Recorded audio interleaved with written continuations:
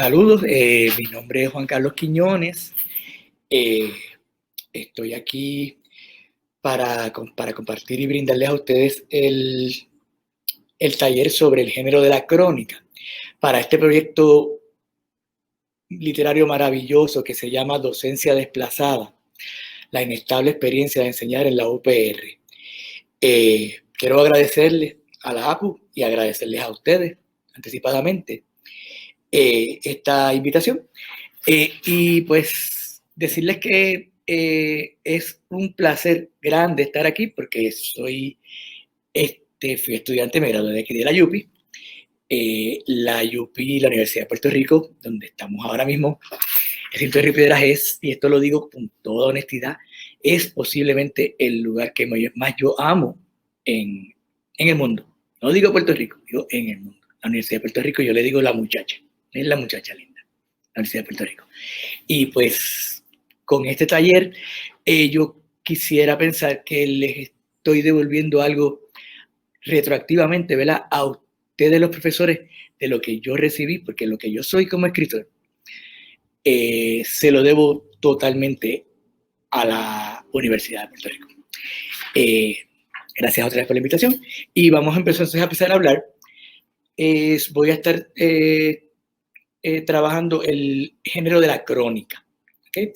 Antes de empezar a hablar en concreto de la crónica, voy a hablar un poco sobre el taller como género, ¿verdad? Esto que estamos haciendo o estamos intentando hacer en estas condiciones distintas, ¿no? Que no estamos presentes.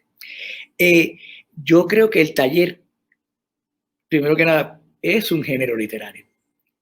Un género literario intuitivo, al igual que la crónica es un género literario intuitivo.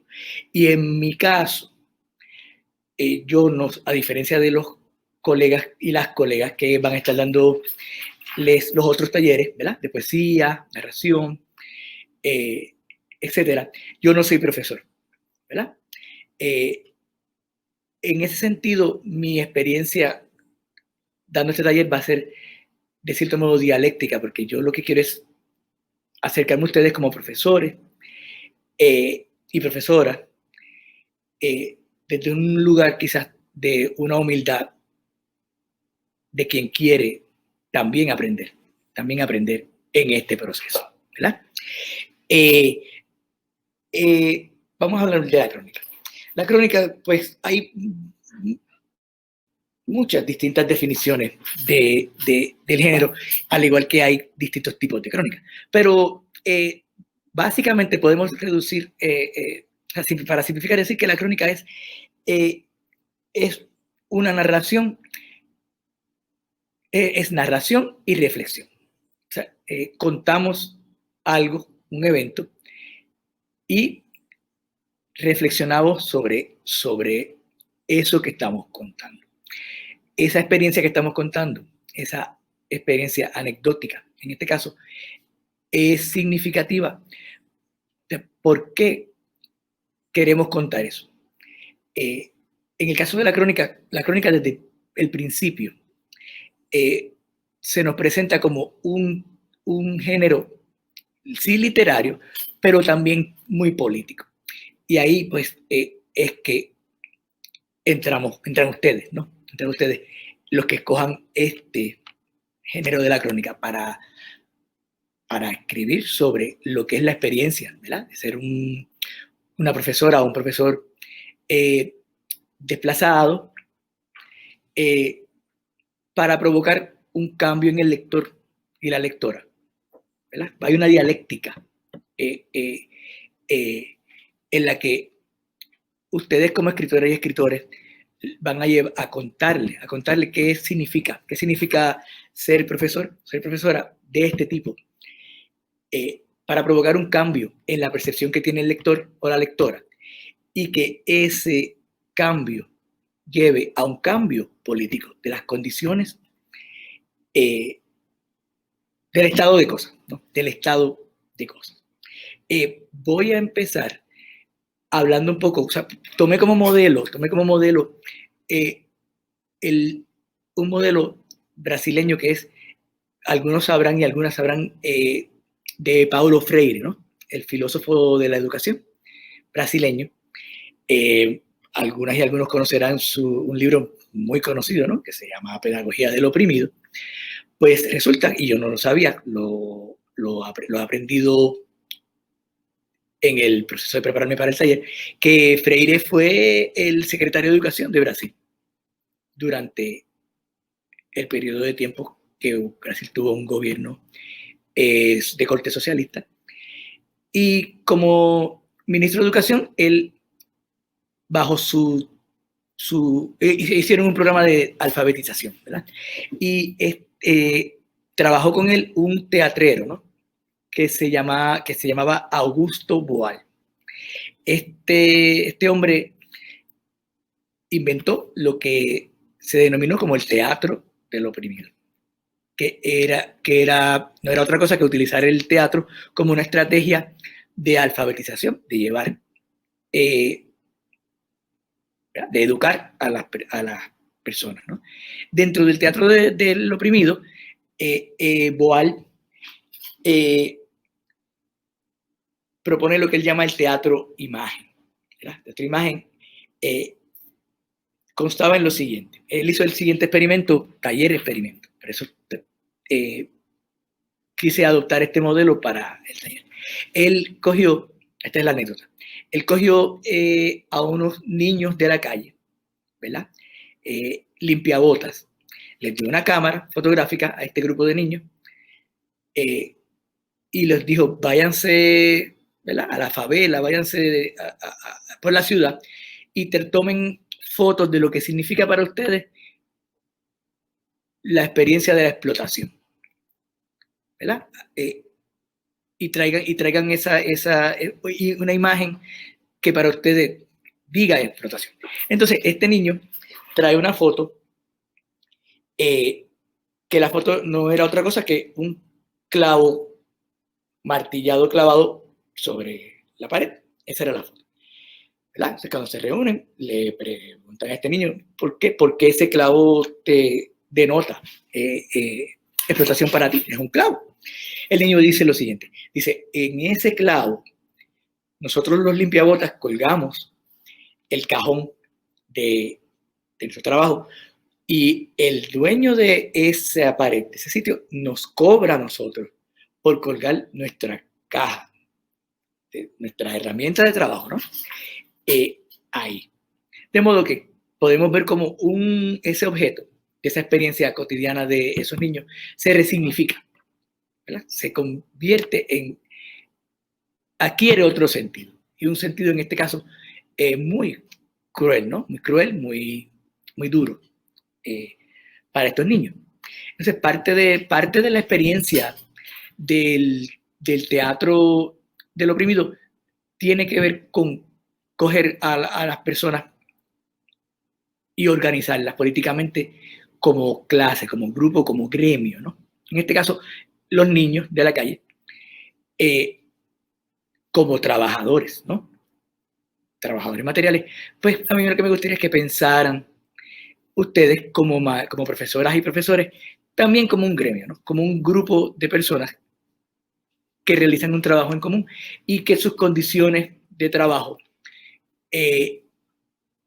no son las mejores y requieren un cambio. Y queremos denunciar a través de la crónica, escribiendo de una anécdota particular, para denunciar unas condiciones y cambiarlas, transformar esas condiciones.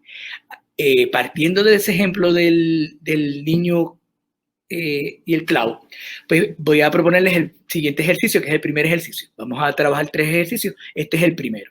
Es bien sencillo.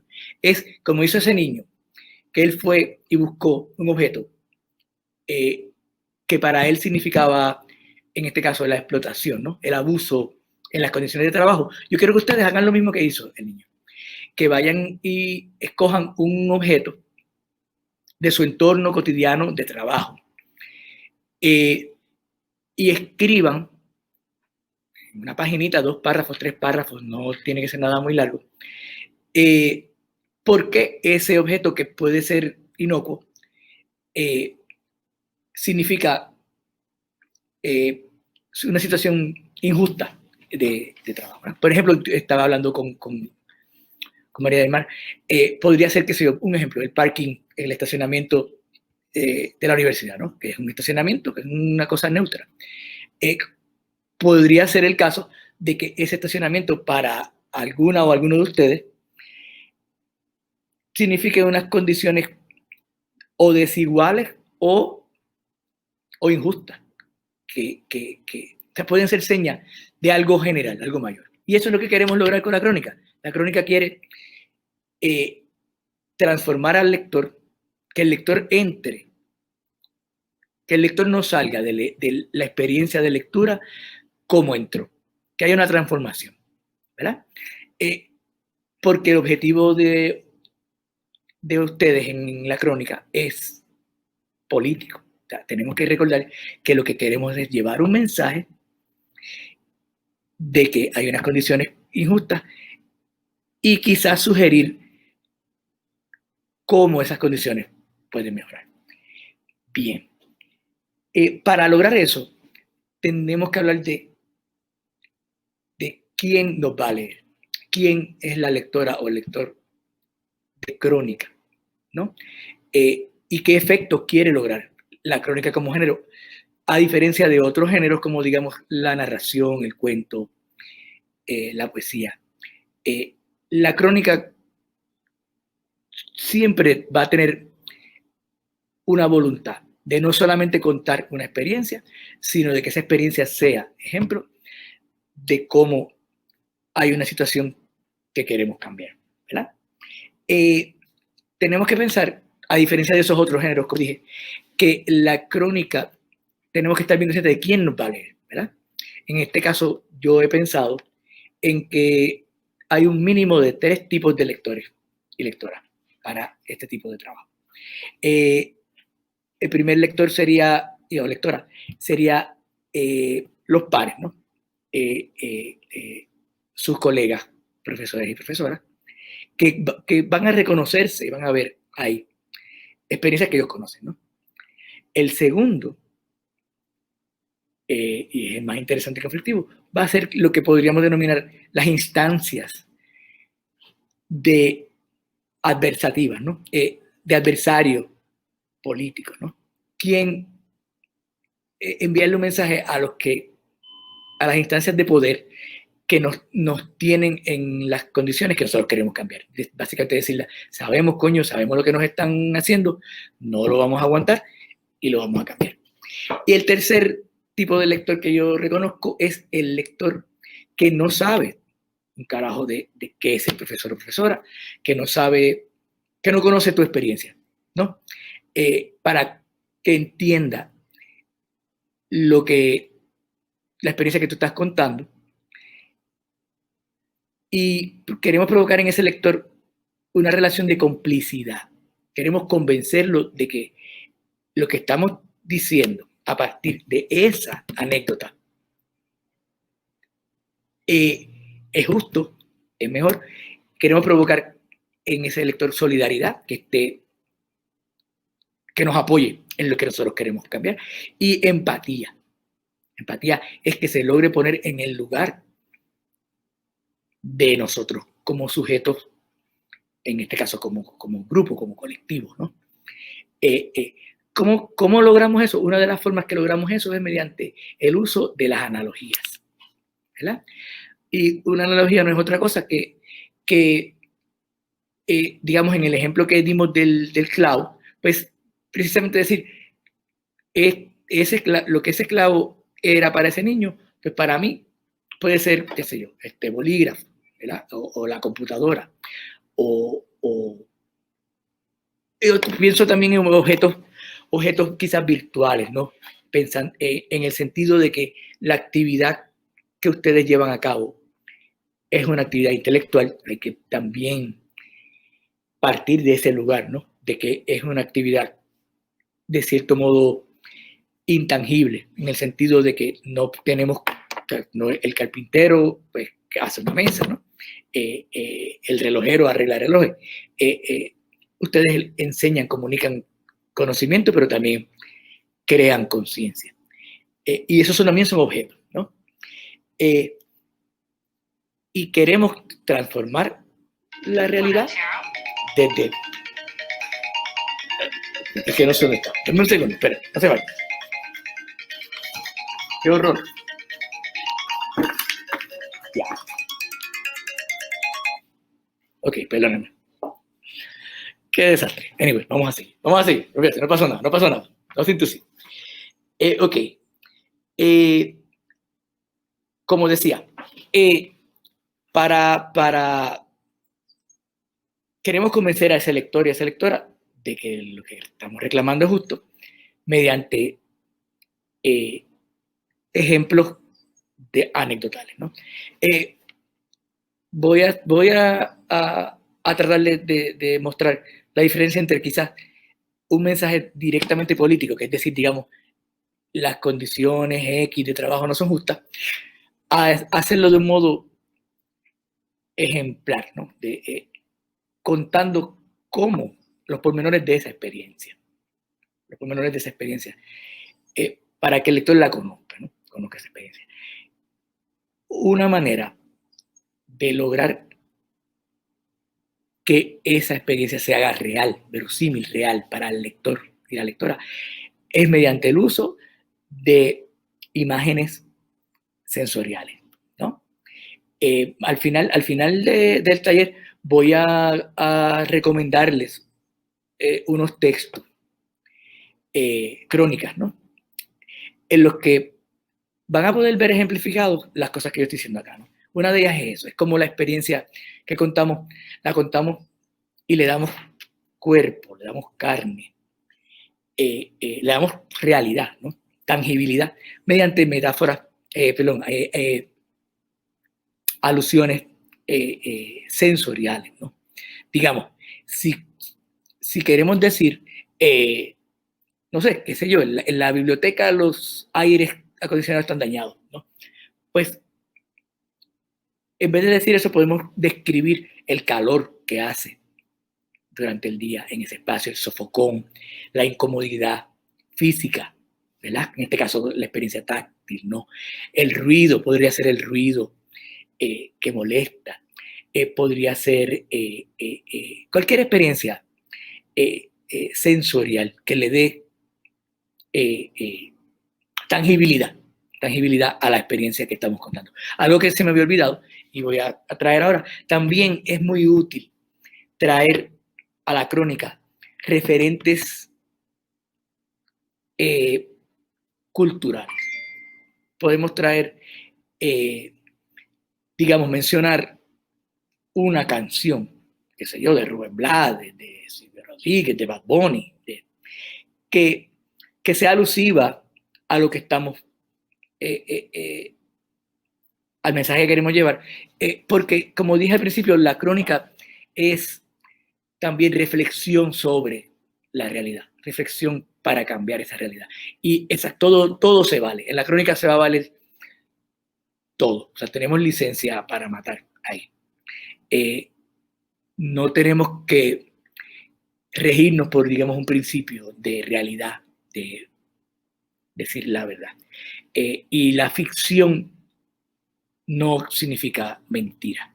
La ficción quizás significa enmarcar un pedazo de la realidad y ponerlo en un contexto que nosotros escogemos y que excluimos lo otro para que esa experiencia adquiera sentido, para darle sentido a esa experiencia. De modo que entonces el segundo ejercicio que voy a proponerles, para que puedan ver y quizás practicar cómo podemos manipular esa escritura usando cosas que no son, digamos, del todo ciertas, les voy a proponer que escriban, escriban un día de trabajo, pero que no lo hagan necesariamente desde la experiencia de la memoria de hoy pasó esto y esto, me levanté, desayuné, fui al trabajo, sino que en ese día pueden incluir experiencias de de distintos momentos que serían significativas para llevar un mensaje, ¿no? Ese sería el ejercicio, otra vez en 2 o 3 párrafos. Y ahora quiero que tratemos de meter experiencias sensoriales ahí. Alusiones a experiencias sensoriales, ¿no? Y si podemos, pues también cosas de la cultura. Puede ser un cuadro, puede ser una canción, puede ser lo que sea, que le dé, que sea pertinente. Lo interesante es que cómo podemos poner a dialogar, ¿verdad? A dialogar con esa experiencia el resto de la experiencia. Puede ser un libro, pienso, puede ser, mira, esto pasa en tal libro, o recuerden tal libro. Esa es otra cosa que quiero aprovechar y mencionar. Esto no se hace mucho, pero la crónica, yo no creo que haya que tener miedo a usar la segunda persona, ¿verdad? Hablarle al lector o la lectora. Eso crea la ilusión de que hay un diálogo, ¿no? De que le estamos proponiendo, interrogando al lector. ¿Qué tú piensas de esto, no? Trae al lector a una interacción directa con lo que estamos, con lo que está leyendo. De modo que yo creo que he cubierto todo lo que yo honestamente quería trabajar. Voy a terminar aliviar y contento pidiendo disculpas por la interrupción terrible de mi celular, hablando de verosimilitud, pues ya ahí vemos cómo no pudimos evitar esa intrusión de la realidad. Voy a terminar diciéndoles que vamos a incluir unos links de varias cosas que ustedes pueden ir a ver y a visitar si quieren, ¿no? Uno de ellos va a ser del teatro del oprimido. Hay en YouTube ejemplos de ejercicios que se dan en contexto de taller que ustedes pueden ver y pueden ser a mí me fueron muy útiles para pensar el taller. Pueden ir allá y voy a dar los links a 4 textos, 4 crónicas, 4 textos de crónicas. Uno posiblemente lo conocen, es el libro que se llama El entierro de Cortijo de Rodríguez Juliá. Pueden abrirlo en cualquier página, de verdad. No, esto no es una cuestión de que hay que leerlo. Recomiendo el principio, porque al principio tenemos ese sujeto que se identifica y las descargas sensoriales de cómo ubica al lector en ese contexto. Voy a poner un link a un texto de un escritor que se llama Pedro Lemebel, peruano. Allá lo que quisiera que vieran, que esto es maravilloso, él trabaja mucho la lírica, la poesía, para que veamos que podemos usar recursos líricos, metáforas, en la crónica, que no tenemos que utilizar necesariamente un estilo, digamos, periodístico, sino que podemos jugar con eso. El tercer texto que voy a proponerles es un texto de una escritora que se llama Marcha Ponte, puertorriqueña, una escritora maravillosa. Allá lo que vamos a ver es un poco, en el texto que les voy a someter, que es de una novela reciente que ella publicó, se llama Aguirre, es como la mirada al pasado, como una mirada al pasado puede traernos, o sea, ayudarnos a repensar el presente y a señalar cambios que queremos para transformar el presente. Y el último que les voy a recomendar es este servidor, porque soy yo, quiero que me lean, y porque allá vamos a ver también un sujeto de escritura distinto, ¿no? Y yo creo también que es importante que nos identifiquemos nosotros como escritores y escritoras, qué sujeto escritural se está dando en esa escritura. Hay lecturas, interpretaciones de teoría literaria que hablan sobre cómo el sujeto de la escritura, ¿verdad? El que, digamos, narra, es un resultado, un producto. La subjetividad es una producción, no es que yo, digamos, yo, escritor, o tu profesor, escribes un texto, sino que lo que me hace a mi escritor es cómo ejerzo ese lugar performativo de la escritura. En el caso de, por ejemplo, Lemebel, que hablé, es un escritor homosexual, indígena, de sangre indígena, y desde ahí es que entonces él nos habla. En el caso de Rodríguez Juliá vamos a ver con claridad cómo él se identifica como un intelectual, ¿no? Como un profesor que va y visita Lloren, mi barrio, yo vivo en Lloren. Esa ubicación de quién somos, desde dónde hablamos, desde qué lugar hablamos. En el caso de ustedes, pues estarían hablando desde el lugar de ese profesor o profesora desplazada o desplazado, que es lo que organiza este proyecto. Y quiero terminar diciendo que el título del proyecto es la docencia desplazada, la inestable experiencia de enseñar en la UPR, me lleva a mí de inmediato, ¿no?, al título de una novela de un escritor que se llama checo, que se llama Milan Kundera, ¿no?, que se llama La insoportable levedad del ser, que es mi novela preferida de Kundera. Yo sospecho que el título no es casual. También hay un libro que se llama, creo que La ansiedad de ser puertorriqueño, que escribió, que de hecho es un libro de crónica, creo que uno de los postmodernos del tiempo. Ya de entrada vemos que es un lugar incómodo, inestable, ¿verdad? Inestable, ¿qué quiere decir? Tiene que ver con la incertidumbre de esa subjetividad, la incertidumbre en la que puede que estén ustedes como profesoras y profesores, quizás que no tienen permanencia, que no tienen tenure, pues si ya de entrada partimos de un lugar de incomodidad, de incertidumbre, pues eso nos da permiso a...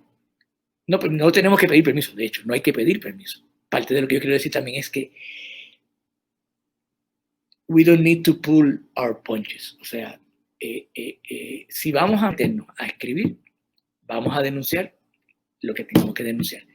Y quizás dramatizar. Eso es algo que lo tenía en una nota y no lo tenía al frente, pero lo voy a hablar un poquito ahora. También narración, ¿verdad? Es drama, ¿no? Dramatizar las condiciones. Unas condiciones. ¿No? Ponerlas, dramatizar quiere decir representar, ¿no? Ponerlas en escena, otra vez para ir al teatro, ¿no? Ustedes van a estar representando, y ustedes representan a un grupo, representan a un gremio, ¿verdad? Esa representación no es solamente mostrar cómo es, sino es defender los derechos de ese grupo que ustedes representan, porque lo van a representar cuando eso se publique. Cuando terminemos en este taller, el resultado, otra vez el producto de esto, de ese trabajo, porque esto es un trabajo, lo que ustedes van a hacer es un trabajo, va a ser un libro, ¿verdad? Y en ese libro ustedes van a estar, ustedes son la voz de un grupo. De modo que yo quiero, cuando yo lea esos textos, sentir esa inestabilidad, sentirla. Otra cosa que quiero mencionar es de gajes del oficio, no trucos de oficio. Queremos contar experiencias desde el humor y desde el horror. aquí estos son trucos, dirty tricks, que yo uso, o sea, trucos sucios para lograr unos efectos. Porque el escribir es lo que es querer lograr un efecto, ¿verdad? Apelar a la mente, ¿no? a que el lector piense y cambie intelectualmente, cambie su mente. Eso, por ahí era que iba, por ejemplo, el teatro de Brecht, ¿no? Pero también el truco de apelar al sentimiento, ¿no? Al sentimiento de la indignación en este caso, de la pena, o sea, esa empatía, que sea una empatía comprensible intelectualmente, pero que también sea gut, ¿no? De las vísceras, que sea visceral. Y el humor, porque queremos una complicidad. Queremos a ese lector de mi parte. Yo quiero que ese lector me ayude para lograr unos cambios. Y voy a terminar con este consejo que es un poco más difícil. Yo no esperaría que lo lográramos quizás sin trabajar sobre el producto. Cuando empecemos a trabajar uno a uno sincrónicamente, ¿no? Tiene que ver con qué posibles soluciones podemos ofrecer ante las denuncias que se están haciendo. Yo no creo que sea una exigencia que denunciar un estado de cosas injusto, yo tengo que darte obligatoriamente una solución. No, yo creo que basta con decir esto está mal. Pero si podemos y tenemos alternativas que proponerlas, pidiéndose aquí que viene el jodón, ¿cómo yo las propongo sin sonar regañón, sin sonar preachy, ¿verdad? Sin sonar lo que yo propondría entonces quizás es, en esa sesión sincrónica es que vamos a usar esas mismas herramientas anecdóticas para entonces proponer soluciones y que no suene a panfleto político, que no suene a preaching religioso, ¿no? Porque no nos gusta, ¿verdad? Quizás en esa otra oportunidad, no sé si queda tiempo, estamos bien, porque quizás quiero traer algo que tenía en otras páginas, si les enseño el revolú que tengo aquí, me perdonan, es que yo quisiera hacer un contraste entre lo que pretendemos hacer con la crónica, sin cogerle miedo como género, ¿verdad? Mencioné a Rodríguez Juliá, mencioné a Marcha Ponte, mencioné a mí, que son escritores enormes del país, ¿verdad? Pero no hay que cogerle miedo a escribir, o sea, escribir con valentía, pero también pienso en la experiencia de Facebook, ¿no? Yo soy adicto a Facebook, estoy peleando y rebuleando y cagándome en la madre de gente de Facebook todo el tiempo, me bloquean y a la vaina. Pero me interesa a mí cómo nos podemos distanciar de lo que hacemos en Facebook, ¿no? En Facebook le estamos hablando también a un lector. Todos vivimos en un momento de la historia maravilloso y terrible, ¿no? En el que casi 2 billones de personas son escritoras y escritores publicados. O sea, nunca habíamos visto eso en la historia. Pero si ustedes se fijan, y estoy seguro que cuando chequean Facebook, pues se ríen, ¿no? Es cuando alguien te dice, mira, qué sé yo, se me vació una goma. O el vecino cabrón, la vecina cabrona, el gato me molesta, qué sé yo. Ok, se queda ahí. Es una queja. Pero se queda en lo inmediato. Entonces, ¿qué me importa a mí? Tu vecino. Ahora, muchas veces decimos, espérate, eso me está diciendo algo de ahí, de ese lugar. Pues a mí me gustaría que pensáramos distinto a cómo trabajamos en Facebook, porque admítelo o no lo admita, tus lectores de Facebook están de acuerdo contigo. Tú los escogiste o ellos te escogieron a ti. ¿Verdad? Acá, en lo que vamos a hacer, tú no estás escogiendo a tu lector. Y tu lector, uno de ellos va a ser tu enemigo. Lo va a hacer. ¿Por qué? Porque por eso le hablaba yo a María de la ficción paranoica, ¿no? También tenemos que asumir paranoicamente una lectora o un lector que va a estar en desacuerdo y quiero llevarle un mensaje a ese también. De modo que pues ojalá que, pues, que no me cojan miedo y que se apunten en el mío. Pues deben apuntarse en todo, pero si tienen que coger uno, coge el mío. Porque, pues, bueno, ¿qué te puedo decir? Yo soy el mejor. Y nada, les agradezco la atención y la invitación y estamos.